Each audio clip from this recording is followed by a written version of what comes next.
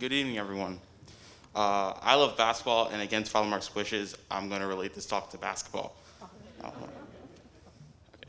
So, as Father Mark said, my name is Nasai Dabs, and I'm also known as the kid that Father Mark hates for choosing Boston College over Cornell. Uh, so, I just graduated from Canterbury about a week ago, and during my senior year, at a 4.3 GPA, I was elected to the Sixth Form Council. I was an admissions lead ambassador, a dorm proctor, interfaith council member, DEI committee member, student events committee leader, a Honda club leader, blood drive leader, and a cross country captain.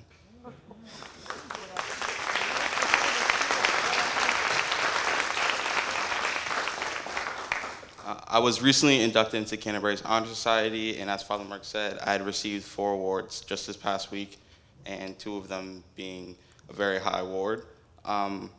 So I know what you may be asking, and yes, I did have free time and friends. Graduates, you're probably thinking the person speaking to you is that kind of an anomaly and that you won't be able to do what I did. But I'm saying that not because I'm trying to be cocky, but because I was sitting in your same place 4 years ago. Um, Tito, the person who will speak next after I conclude my talk, was that person that I thought I could never live up to. He was a student body president, a sacristan, a dorm proctor, a 3-sport varsity athlete, and had won so many awards at the end of his senior year that he couldn't even remember all of them. He was considered the king of Canterbury, and what everybody would call him as a stud. I joke with him all the time now, saying that no one from Canterbury remembers him, and he has no legacy at all. But that's not true. My first week at Canterbury, every single senior came up to me and was like, "You know Tito, right?" So I had met every single senior, and you may have thought I was Mr. Popular because I knew every single senior, but that wasn't true. When I started Canterbury, I was super introverted, shy, and I even stumbled over the letters trying to pronounce my own name. I actually didn't make my first friend until a few weeks into the school year, where I fell asleep in the common room, and one of the kids walked up to me and dumped water on my head 3 times. And for some reason, I decided that made him my best friend. Actually, my first one was actually made while I was sitting at lunch. I was alone, and a teacher walked up to me and sat with me, and we sat there watching all the kids walk by, stare, and we agreed that this moment would not help me make friends in the future. I may not have had many friends, but at least I was doing well in school. Okay, that wasn't true either. I had actually just received a 53 on my bio test when the class average was an 88, so I wasn't doing too well. Each and every day I went back to my room and I would stare at the ceiling and tell myself that I could never live up to Tito and that someone else should have been given the opportunity that I was wasting. There were points when I just wanted to leave Canterbury and never come back.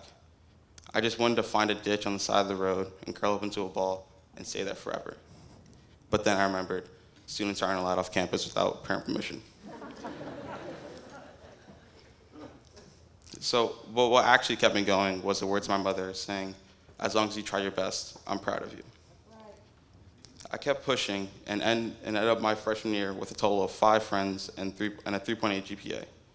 I went into sophomore year speaking more, and I gained more friends. I was kind of that kid that people liked only because they didn't know enough about me to hate me. And by the end of my senior year, I had to apply for leadership positions, and I remember asking Father Mark what Tito had applied for, then proceeded to apply for one more just to say I was better than him.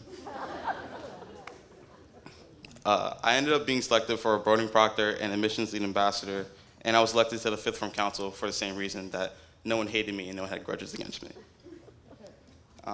Junior year came around, and I started to think about college. Tito had gone to college with an ROTC scholarship and was committed to serving our country. I love and I'm grateful for everyone that will and has served our country, but that's not what I really want to do with my life. The path was unclear because I didn't have Tito's ghost to follow, and I realized I couldn't live up to Tito anymore. But most importantly, I realized that I wasn't Tito. I now understood the point of giving me this opportunity wasn't so Canterbury can show the world Tito 2.0, but rather give me a chance to express myself and show the world who Nasai Dabs is. Joseph Campbell, Canterbury alumni, once said, "If the path is clear before you, you're probably on someone else's." I had stepped off of Tito's path and finally decided to create my own. Now, 2 years later, I am seen as better than Tito in every single aspect of life. All right, I'm just joking, not really, but anyways, it's so important that you don't try to live up to the people that came before you. And as I said, I was going to relate this to basketball somehow.